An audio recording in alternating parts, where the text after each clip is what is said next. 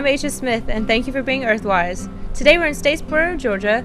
We're here with Stacy Freeman from Freeman's Mill. How you doing, Stacy? I'm doing good. How about you? Very well, thank you. Can you tell us a little bit about what you do here? I sure will. Well, we're Freeman's Mill, and we welcome you to Freeman's Mill. Good to have y'all. Freeman's Mill, we're a grits mill first and foremost. Now at a grits mill, you not only grind corn into grits and cornmeal, but we are also a mill in that we also grind wheat into flour. We're almost a museum too. I don't say we're a museum, but because we use everything we have. But we're also a mill in that we cook syrup. And it's our sugarcane syrup. It's not sorghum, it's sugarcane from South Georgia that we grow. We operate a sawmill too. We have all kind of old equipment that over the years we've collected. Started out with our family stuff, and then over the years people have figured out that we like collecting old stuff. Either it's going to go to the junkyard or either it's going to be saved. Once these machines are lost, they're gone. I mean, it's part of our legacy, so we've never been able to tell anybody no when they wanted us to keep something, just like our old steam tractor back here. Freeman's Mill not only is a grits mill, and we'll hope you'll buy our grits and cornmeal and flour because that's what pays the bills, you know, but we also try to restore and maintain a good living history of our agricultural past here in southeast Georgia. Our family's been here since colonial days. This is home for us. This part of Georgia is home. Georgia is home to us. So we're very proud to be Georgians, very thankful to be able to preserve part of our agricultural history, and I'm very thankful to be able to share it with other folks like y'all. Now you have two ways to put water into this steam engine. There's an injector. You see that? There's a right there. And I want you to get the full picture of it too. Around here in southeast Georgia, if you were a miller, you weren't only a grits miller, but you were a sawmiller too. You were a miller.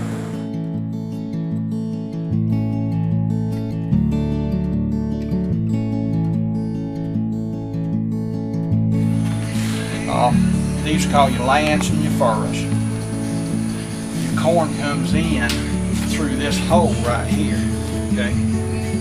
This stone is called your runner stone, your bed stone and your runner stone. Runner stone is because it's turning, okay? You want your stones to be sharp like that. Right. That's smooth, so it's not going to cut the grain quite like it should.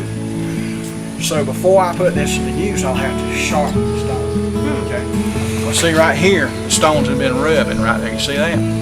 That stone's been rubbing and polishing this stone. So you just take this hammer.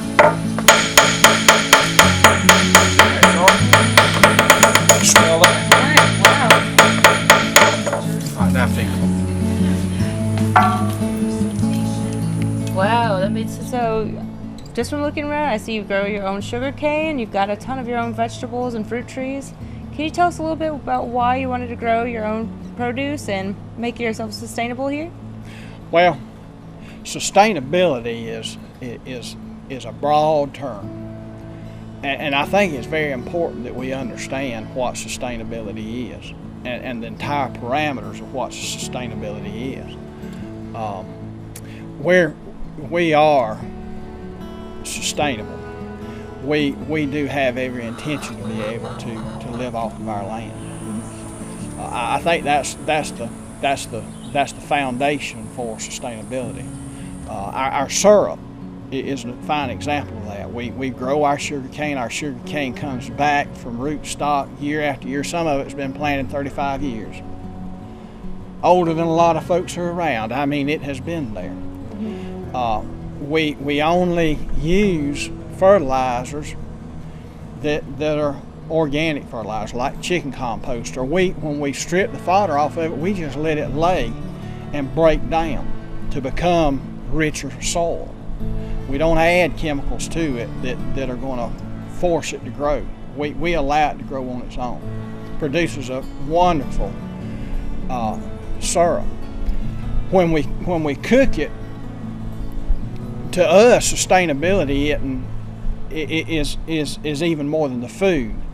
There are companies who still build syrup boilers and cane mills, but we choose to use the cane mills and syrup boiler that my grandparents used. Why throw something away that worked fine for them and works fine for us? One day I am going to pass away. If I hadn't taught this to somebody else, what's going to happen to what I've known about it? Right, it fades away. It's gone. Mm-hmm. We are that close to losing everything we know about the way things were done and are done today. We're one generation away from losing. One generation. Right. If we don't pass it on, if we don't understand the necessity to make certain that there's, this is part of who we are. Why not just use what we already have? Just keep it running, That's sustainability too. Absolutely, and even down to you have your own sawmill to do your own pine for burning to process all this sugar cane. Absolutely. The wood that we fire the furnace, we don't use gas to fire our furnace with either. Why take that the scrap from the sawmill and pile it up and burn it when we can cut it into firewood to fire the furnace to cook the syrup with? And sustainability also involves, to us, things like the flour that we grind in the mill comes from area farms very close to here.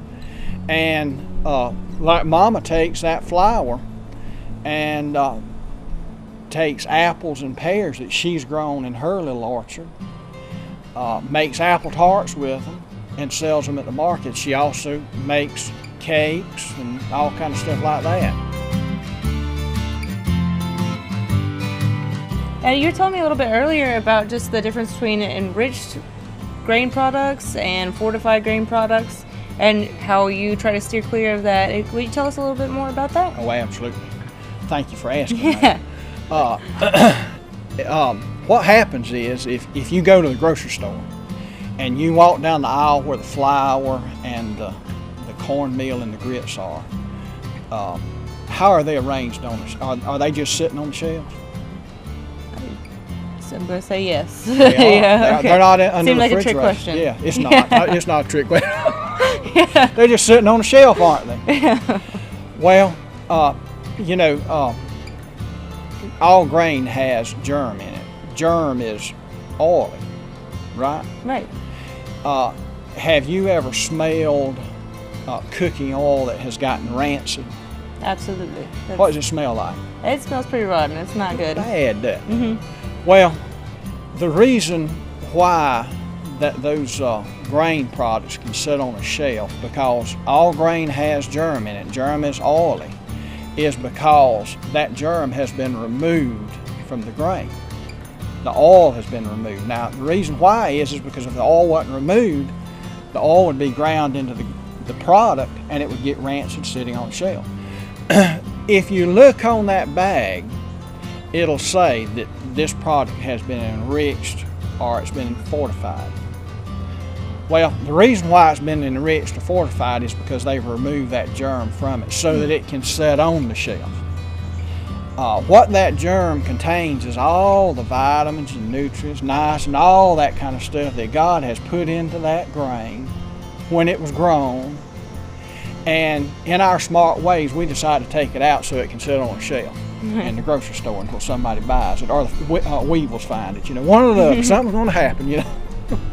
What we do is we want you, when you taste any of our products, whether it's our flour products, our cornmeal, or our grits. Listen, I'm a 7th generation miller. I want you to taste cornmeal just the way my great-grandparents, 6 times removed, ground for the folks who were bringing their stuff to his mill. And I want you to taste it in the way that he produced it, with the corn quality the same way they were growing, to get that full taste of it. There's no difference. I mean, you just can't compare it to anything else. And a lot of times we have samples too. If you want to taste some of our stuff, we cook grits, and when it gets cooler, I don't cook in this hot weather, but I'll get out behind the tent and I'll cook hush puppies and biscuits and pancakes and all that kind of stuff with our products, so you can taste it. Wow. Let me tell you something. We use every bait we can to hook somebody to buy some. So y'all come out and enjoy it. Absolutely.